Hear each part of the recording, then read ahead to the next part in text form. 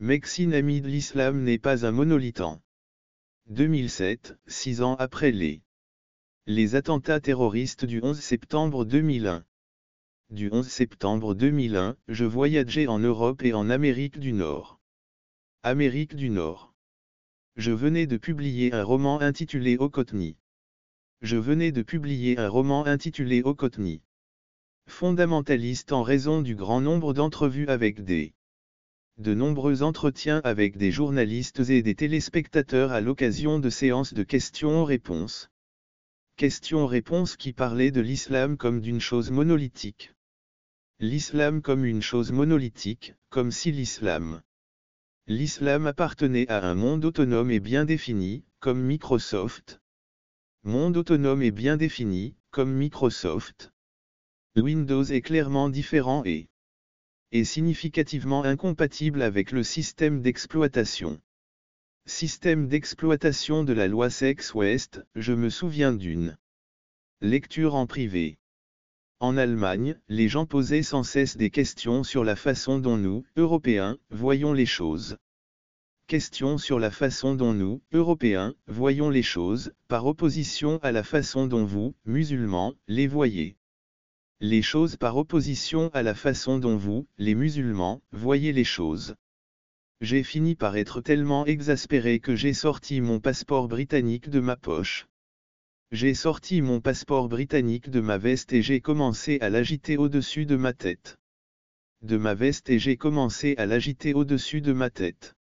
S'il est vrai que le Royaume-Uni n'a pas encore adhéré à la zone euro, il n'en reste pas moins qu'il n'est pas encore prêt de rejoindre la zone euro. J'ai dit que j'espérais que nous serons tous d'accord pour dire que le pays est en fait en Europe.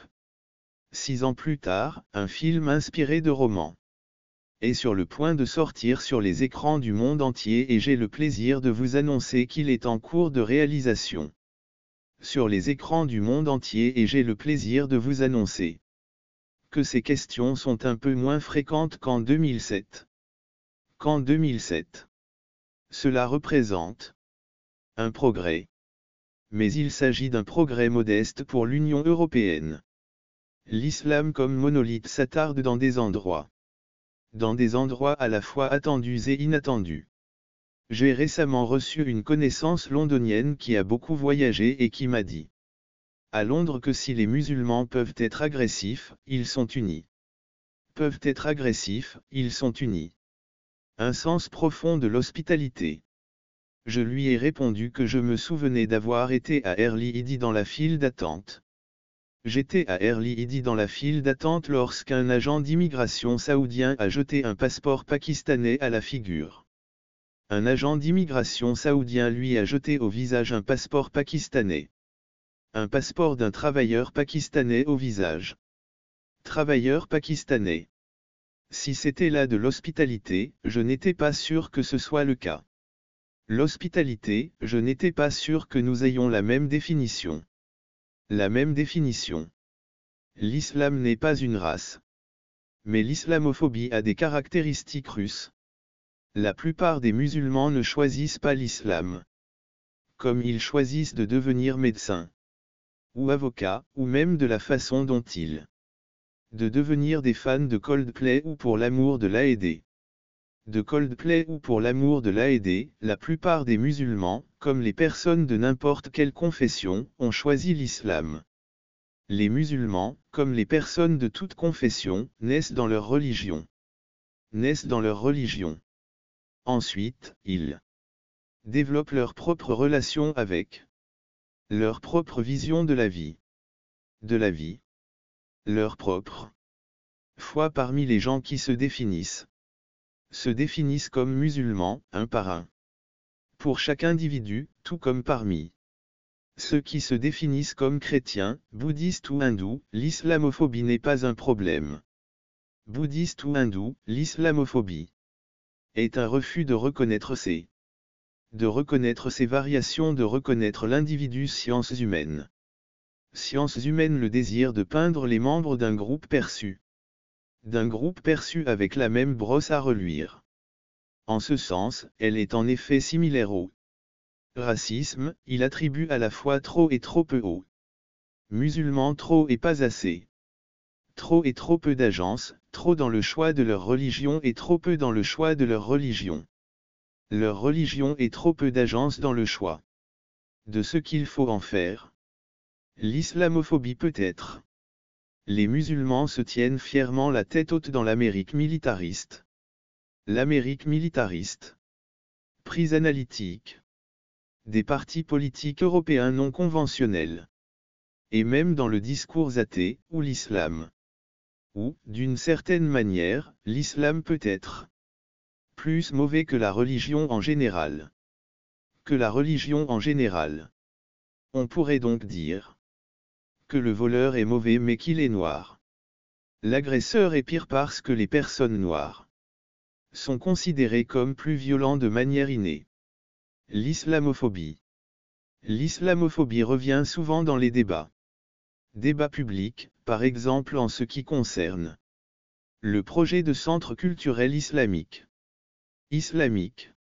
La mosquée de Manhattan dite Ground Zero. Ou l'interdiction des minarets en Suisse, et il apparaît également dans des interactions. Je me souviens d'avoir été assis à côté d'une jolie jeune fille qui. Je me souviens d'avoir été assis à côté d'une jolie Française lors d'un dîner en l'honneur de l'anniversaire d'un ami à Manille, peu après que nous nous soyons présentés l'un à l'autre. L'anniversaire d'un ami à Manille, peu de temps après que nous ayons été présentés. Nous avons été présentés et apparemment sans lien. Sans rapport avec une section préexistante de la conversation, elle a proclamé devant la table qu'elle n'avait pas de. Proclamé devant la table que je n'épouserai jamais épouser un musulman de sitôt. Nous allons parler de mariage, ai-je plaisanté. Mais j'étais agacé. Peut-être même déçu. Il me vient à l'esprit. Maintenant que je me souviens encore de cette. Presque 2 décennies plus tard, dans une partie cosmopolite de l'Amérique avant 91 où je vivais à l'époque, les normes locales de politesse faisaient que je n'avais jamais eu l'occasion de rencontrer un homme. De politesse locale signifiait que je n'avais jamais entendu une telle remarque, quelle que soit la sensibilité d'une femme. L'islamophobie, sous toutes ses formes, est une forme de discrimination. L'islamophobie sous toutes ses formes cherche à minimiser l'importance de l'individu et à maximiser l'importance du groupe. Néanmoins, notre position instinctive doit être celle de la méfiance à l'égard de tels efforts, car les individus sont indubitablement réels, les groupes sont en revanche des affirmations d'opinion et nous devrions donc regarder de plus près ce qui est supposé être un groupe. Le monolithe auquel nous appliquons le mot. L'islam dit que les musulmans croient aux mutilations génitales féminines. Les mutilations génitales féminines. L'ablation chirurgicale de tout ou partie du clitoris d'une fille. Pourtant, en 41 ans, je n'ai jamais parlé à quelqu'un qui se décrivait comme musulman.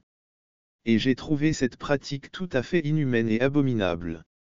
Dégoûtante, inhumaine et abominable, jusqu'à ce que j'en prenne connaissance dans un journal.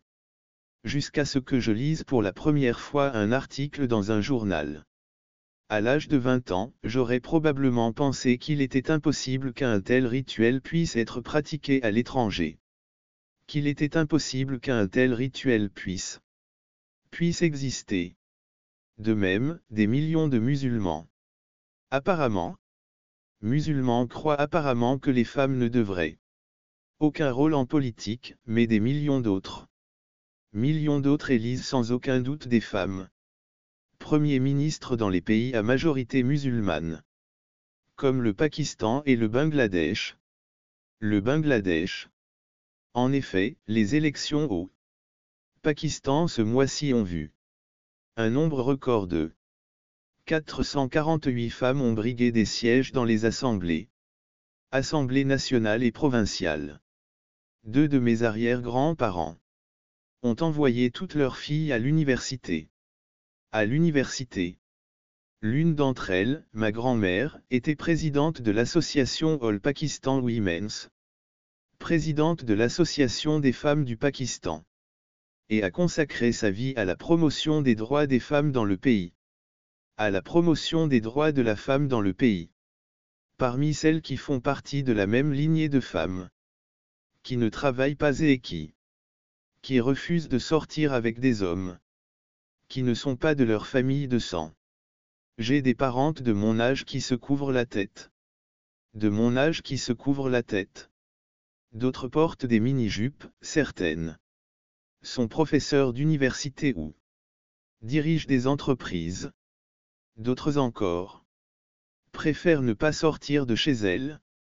Il y a d'eau que si vous les interrogez sur leur religion, ils répondraient tout l'islam.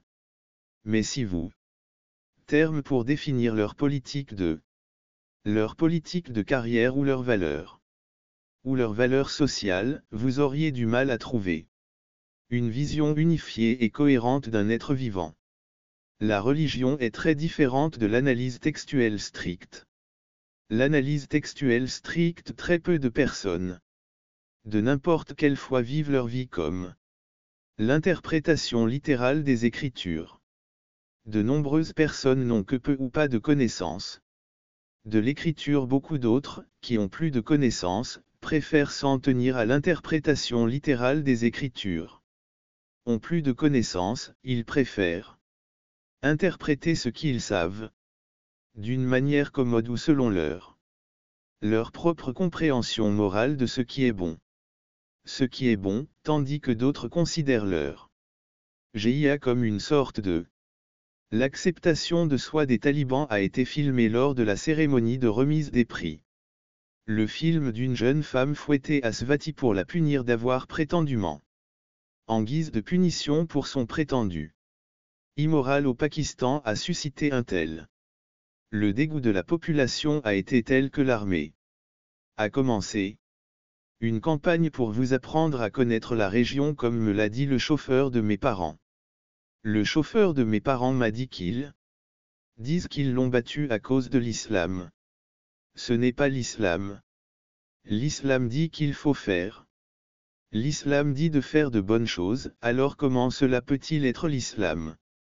Islam, il n'a pas proposé d'herméneutique sophistiquée pour étayer sa position. Herméneutique sophistiquée pour étayer sa position. Sa boussole morale islamique n'est pas textuelle. Elle était interne à la sienne.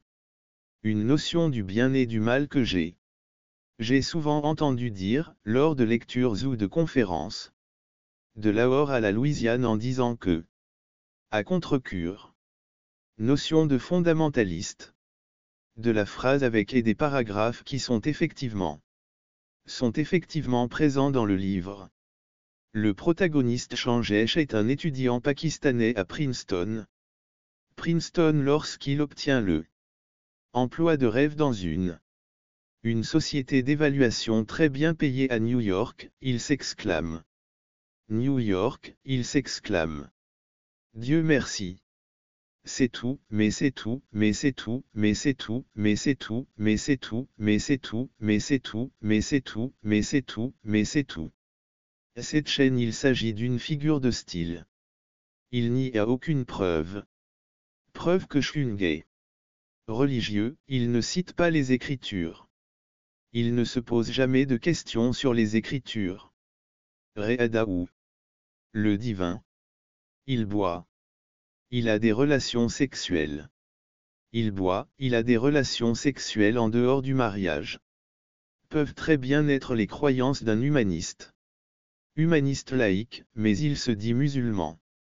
Musulman, il est en colère contre la politique étrangère des États-Unis. Il se laisse pousser la barbe et cela semble suffire. Il peut très bien être agnostique ou même athée, mais d'une manière ou d'une autre. Pourtant, d'une manière ou d'une autre, il semble être naturellement interprété par de nombreuses personnes, par beaucoup de gens, comme un personnage qui est islamique, politique, d'auto-identification de toute foi ou spiritualité religieuse sous-jacente. Foi religieuse ou spiritualité sous-jacente. Il cherche à montrer que la première peut exister en l'absence de la seconde. Exister en l'absence de la seconde. Pourtant, nous avons tendance à lire le monde différemment. À imaginer des systèmes d'exploitation. Systèmes d'exploitation religieux semblables à des logiciels informatiques. Des logiciels où il peut y avoir ou ne pas y avoir. Et pourtant, c'est nous qui créons le monolithe. Si nous regardons la religion, en pratiquant une variété de ces hypochats en nous, il y a un désir d'uniformité. Une douzaine d'années après 2001, nous sommes peut-être en train de nous améliorer. À résister à cette impulsion. Mais nous avons encore un long, très long chemin à parcourir.